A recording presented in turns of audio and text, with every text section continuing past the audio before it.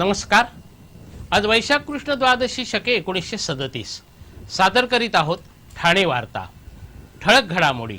जिल्हा विभाजनानंतर शिक्षकांच्या बदल्यांवरून कोंडी, विद्युत यंत्रणेतील बिघाडामुळे मध्य रेल्वे विस्कळीत आणि ठाण्याच्या खाडी किनारी भूकंप प्रवण क्षेत्र असलं तरी भूकंपामुळे फारसं नुकसान होण्याची भीती नाही, भूगर्भशास्त्रज्ञ डॉक्टर धनंजय येडेकर।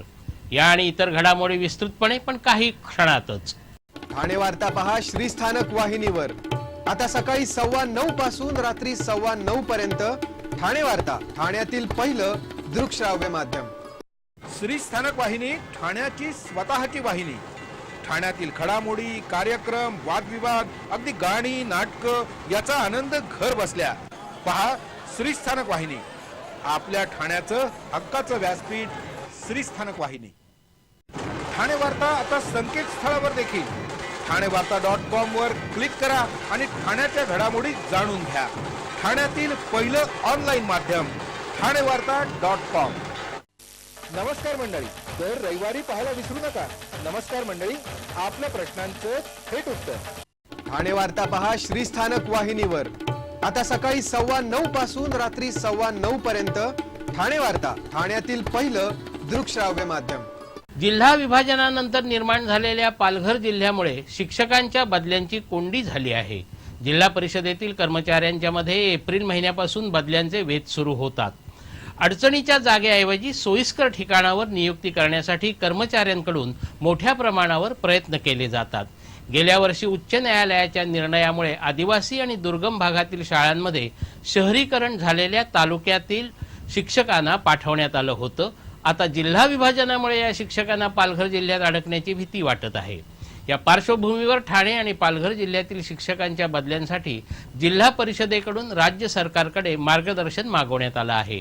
त्यामुळे ठाणे जिल्हा परिषदेचे मुख्य कार्यकारी अधिकारी उदय चौधरी यांनी शिक्षकांच्या प्रशासकीय बदल्या रद्द करण्याचा निर्णय घेतला आहे। सद्यस्थितीत ठाणे जिल्ह्यातील 5 तालुक्यांमध्ये बदल्यांची अंमलबजावणी केल्यास शिक्षकांची सिनियरिटी जाऊ शकते। शासनाकडून ठाणे आणि पालघर जिल्ह्याच्या बदल्या एकत्रितपणे करण्याचा निर्णय झाल्यास बदली झालेल्या शिक्षकांना फटका बसू शकेल, अन्यथा संपूर्ण बदली प्रक्रिया रद्द करावी लागेल। त्यामुळे राज्य सरकारचे निर्देश येईपर्यंत प्रशासकीय बदल्या रद्द करण्यात आल्या आहेत। ठाणे जिल्ह्यातून पालघर जिल्ह्यात जाण्यासाठी केवळ 7 शिक्षक इच्छुक आहेत, तर पालघरमधून ठाणे जिल्ह्यात येण्यासाठी 1200 शिक्षक इच्छुक आहेत। त्यामुळे बदल्यांमध्ये मार्ग काढण्यास लोकप्रतिनिधींबरोबरच प्रशासनाचीही कसोटी लागणार आहे। ठाण्यातील पंचशील विद्यालयातील स्वप्नाली जांभळे ही हिंदी प्रबोध परीक्षेत राज्यात पहिली आली आहे। हिंदी प्रबोध परीक्षा ही 12वी समकक्ष असून स्वप्नालीनं ती 10वीतच दिली आहे। इतकंच नाही तर राज्यात प्रथम येण्याचा मान मिळवला आहे। स्वप्नाली 5वी पासून ही परीक्षा देत आहे। बालबोधिनी, प्राथमिक प्रवेशिका, सुबोध आणि प्रबोध अशा परीक्षा देत तिने हे यश मिळवलं आहे। स्वप्नालीच्या या यशाबद्दल तिचा शाळेत खास गौरव करण्यात आला। साधं काम देण्यासह गैरहजेरीची नोंद न करण्यासाठी हप्ता म्हणून 3000 रुपये घेणाऱ्या राज्य परिवहन महामंडळाचे आगार व्यवस्थापक शिवाजी देवकर यांना रंगे हात पकडण्यात आला आहे। या प्रकरणातील तक्रारदार हे राज्य परिवहन मंडळामध्ये वाहक म्हणून काम करतात। त्यांना मणक्याचा विकार आहे। यासाठी त्यांनी आगार व्यवस्थापक देवकर यांना साधं काम देण्याची विनंती केली होती। शिवाजी देवकर यांनी साधं काम म्हणजे सीएनजी पंपावर काम देण्यासाठी दरमहा 2000चा हप्ता आणि गैरहजेरी नोंद न करण्यासाठी 5000ची मागणी केली होती। यामध्ये तडजोड होऊन आणखी दरमहा 1500 हप्ता म्हणून देण्यात ठरले। तक्रारदारांनी या प्रकरणी लाचलुचपत प्रतिबंधक विभागाकडे तक्रार नोंदवली। काल तक्रारदाराकडून 2 महिन्याचा हप्ता म्हणून 30,000 रुपये स्वीकारताना शिवाजी देवकर यांना रंगे हात पकडण्यात आलं। कळव्यामध्ये सक्षम नॉलेज पॉइंट तर्फे 5वी ते 12वीच्या विद्यार्थ्यांसाठी येत्या रविवारी रोबो रन स्पर्धेचं आयोजन करण्यात आलं आहे। रोबोटिक्सच्या माध्यमातून शालेय विद्यार्थी आणि समाजामध्ये विज्ञान तंत्रज्ञान विषयक जागृती निर्माण करणं, शालेय अभ्यासक्रमाव्यतिरिक्त ज्ञान विज्ञानाच्या अभ्यासातून विद्यार्थ्यांची बुद्धिमत्ता आणि सृजनशीलता विकसित करणं, रिमोटवर चालणाऱ्या कारपासून ते अगदी दैनंदिन घरगुती काम करणारा स्वयंचलित रोबो तयार करण्याचं प्रशिक्षण आणि प्रोत्साहन देणं हे सक्षम नॉलेज पॉइंटचं उद्दिष्ट आहे।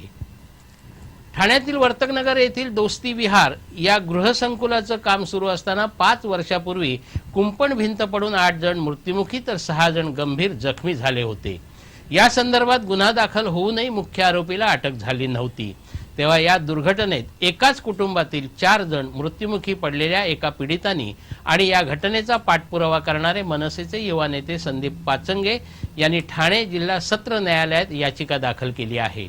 दोस्ती विहार या गृहसंकुलाची 16 जून 2010 मध्ये कुंपण भिंत कोसळून या परिसरात चाळीत राहणारे 8 जण दगावले होते। त्यात याचिकाकर्ते सुभाष भगत यांचे 4 नातेवाईक या दुर्घटनेचे बळी ठरले होते। तसंच एक गंभीर जखमी झाला होता। या संदर्भात वर्तकनगर पोलिसांनी पंकज शहा, अरविंद वर्धन, सतीश पाटील, विठ्ठल गुंजाळ यांच्या विरुद्ध 27 सप्टेंबर 2010 ला न्यायालयात दोषारोप पत्र दाखल केलं होतं। दोस्ती विहारचे मुख्य विकासक दीपक गरोडिया, ठाणे पालिकेचे कार्यकारी अभियंता राजन खांडपेकर, वास्तुविशारद प्रवीण जाधव हे या घटनेला जबाबदार असल्याने त्यांच्यावर गुन्हा दाखल करण्याची मागणी पुराव्यांसकट याचिकाकर्त्यांनी केली होती। मात्र पोलिसांनी टाळाटाळ केल्याने तत्कालीन पोलीस आयुक्त विजय कांबळे यांना निवेदन देऊन संबंधित मुख्य आरोपींवर गुन्हे दाखल करण्याची मागणी याचिकाकर्त्यांनी निवेदनाद्वारे केली होती। पोलीस आयुक्तांनीही या गंभीर गुन्ह्याची दखल घेत 10 दिवसात अहवाल सादर करण्याचे पोलीस उपायुक्त चंदन शिवे यांना आदेश दिले होते। मात्र पोलिसांची टाळाटाळ सुरू असून अद्यापपर्यंत कोणतीच कार्यवाही झाली नाही। त्यामुळे ठाणे जिल्हा सत्र न्यायालयात या संदर्भात याचिका दाखल करण्यात आली आहे। ठाणे वार्ता पहा श्रीस्थानक वाहिनीवर।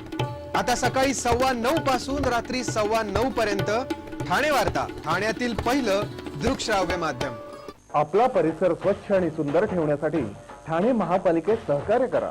ओला सुका कचरा वेगवेगळा जमा करा आणि रोगराईपासून मुक्तता मिळवा। ठाणे वार्ता आता संकेतस्थळावर देखील ठाणेवार्ता.com वर क्लिक करा आणि ठाण्याच्या घडामोडी जाणून घ्या। ठाण्यातील पहिलं ऑनलाईन माध्यम ठाणेवार्ता.com। डॉक्टर आणि रुग्णांचं पिढ्यानपिढ्यांचं जिव्हाळ्याचं नातं म्हणजेच डॉक्टर बेडेकर हॉस्पिटल। आता अत्याधुनिक सोयी सुविधा आणि तंत्रज्ञान युक्त वंध्यत्व निवारण केंद्रात IVF आणि टेस्ट ट्यूब बेबीची ही सुविधा। Doctor Bedekar hospital, Maharshi Karvepath, Thane. 65 वर्षांची निरंतर सेवा।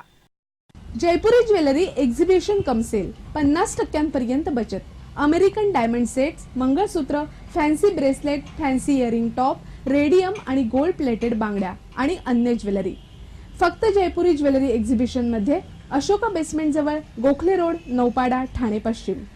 ठाणे वार्ता पहा श्रीस्थानक वाहिनीवर। आता सकाळी 9:15 पासून रात्री 9:15 पर्यंत ठाणे वार्ता, ठाण्यातील पहिलं दृकश्राव्य माध्यम। कल्याण ठाकुर्ली रेल्वे स्थानकादरम्यान विद्युत यंत्रणेत बिघाड झाल्याने उपनगरीय सेवा काही काळ ठप्प झाली होती। यामुळे प्रवाशांचे चांगलेच हाल झाले। दुपारी 1:30च्या सुमारास हा प्रकार झाला। यामुळे जलद आणि धीम्या मार्गावरील वाहतूक ठप्प झाली। रेल्वे मार्गावर गाड्यांच्या रांगा लागल्याचं दिसत होतं। बाहेर तीव्र उष्मा आग ओकत असताना गाडीतील प्रवासी उकाड्यानी घामानी चिंब झाले होते। तर रेल्वे स्थानकावरही थोड्याफार फरकाने तीच परिस्थिती होती। ठाण्याच्या खाडी किनारी भूकंप प्रवण क्षेत्र असलं तरी भूकंपामुळे फारसं नुकसान होण्याची भीती नाही, अशी माहिती भूगर्भशास्त्रज्ञ डॉक्टर धनंजय येडेकर यांनी दिली। मराठी विज्ञान परिषदेतर्फे नेपाळमधील भूकंपाच्या पार्श्वभूमीवर आयोजित व्याख्यानात ते बोलत होते। ठाणे खाडी किनारी असलेल्या भूकंप प्रवण क्षेत्रात जरी भूकंप झाल्यास आजूबाजूचा परिसर सोडता फारसं नुकसान होणार नाही, असं त्यांनी सांगितलं। ठाणे मुंबईत भूकंप होण्याची शक्यता तशी कमी आहे। अगदी 7 रिश्टर स्केलचा भूकंप झाला तरी फारसं नुकसान होणार नाही।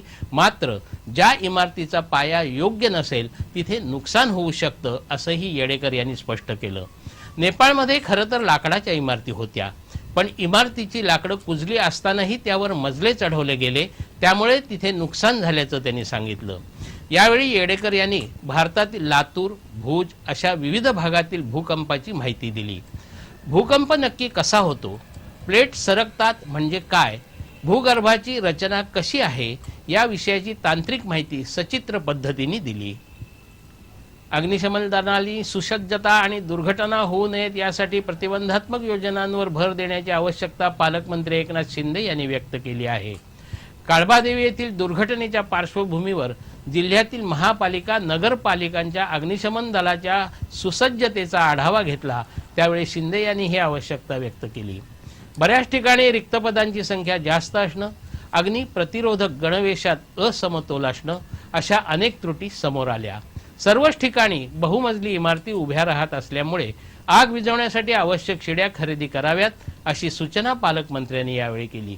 एखाद्या दुर्घटनेत बळी पडलेल्या अग्निशमन जवान अथवा अधिकाऱ्यास विम्याची रक्कम आणि नुकसान भरपाई देण्याबरोबरच त्याच्या कुटुंबियांना त्याचं वेतन वयाच्या 58व्या वर्षापर्यंत मिळत राहावं आणि त्याच्या कुटुंबियांना निवासस्थान सोडावं लागू नये यासाठी प्रयत्न करू असं आश्वासनही पालकमंत्र्यांनी या बैठकीत दिलं.